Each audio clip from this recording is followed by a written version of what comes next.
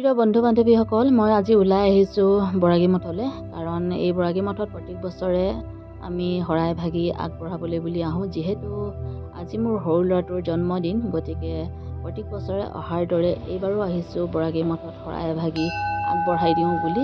কাৰণ এই মন্দিৰটো বহু পুৰণি হয়। আজু ককাহঁতৰ দিনৰ পৰা শুনি আহিছোঁ এই মঠটো বোলে ব্ৰিটিছে যেতিয়া শদিয়ালৈ আহিছিল, শদিয়াত যেতিয়া তেওঁলোকে বসবাস কৰিছিল, তেওঁলোকৰ দ্বাৰা স্থাপিত হৈছিল এই বৰাগী মঠটো।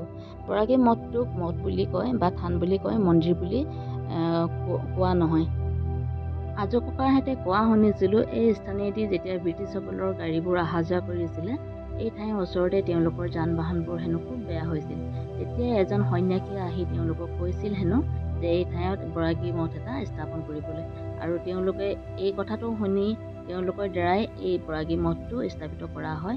আৰু আজি পৰ্যন্ত বৰ ধুনীয়াকৈ সজাই পৰাই ৰাইজে গঢ় দি থৈছে, বৰ সুন্দৰভাৱে। আগতে বাৰু এনেকুৱা নাছিলে, এতিয়া বৰ সুন্দৰ হ'ল। গতিকে ময়ো আপোনালোকক ভিডিঅ'টো দেখাবলৈ চেষ্টা কৰিলোঁ। আপোনালোকে ভিডিঅ'টো একেলগে চাই যাব বুলি আশা ৰাখিছোঁ।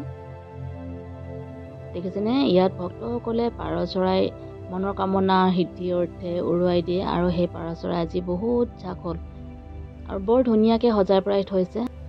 আৰু যদি কেতিয়াবা আপোনালোকে শদিয়ালৈ আহে, নিশ্চয় এই বৰাগী মঠত সোমাই যাব। কাৰণ এই বৰাগী মঠটোৰ বহুত মহত্ব আছে, গোটেই শদিয়াবাসীৰ ৰাইজে গম পায়। আৰু বহু দূৰ দূৰণিৰ মানুহে ভক্তসকলে ইয়াত আহি সেৱা লৈহি। গতিকে ময়ো আপোনালোকক দেখালোঁ। আজিকালি পূজাৰ কাৰণে সামগ্ৰীবোৰ ঘৰৰ পৰা প্ৰস্তুত কৰি আনিব নালাগে, যিহেতু বাহিৰতে বহু দোকান দি পূজা সামগ্ৰীবোৰ এনেদৰে সুবিধাৰ্থে থৈছে। গতিকে আপোনালোকক ভিডিঅ'টো দেখালোঁ। ভিডিঅ'টো চাই কেনে পালে কমেণ্টত জনাব নাপাহৰিব। আৰু যদি কোনোবাই মোৰ চেনেলটো নতুনকৈ চাই আছে, প্লিজ ছাবস্ক্ৰাইব এটা কৰি দিব নাপাহৰিব। পুনৰ লগ পাম নতুন এটি ভিডিঅ'ত। আজিলৈ তেন্তে বাই বাই।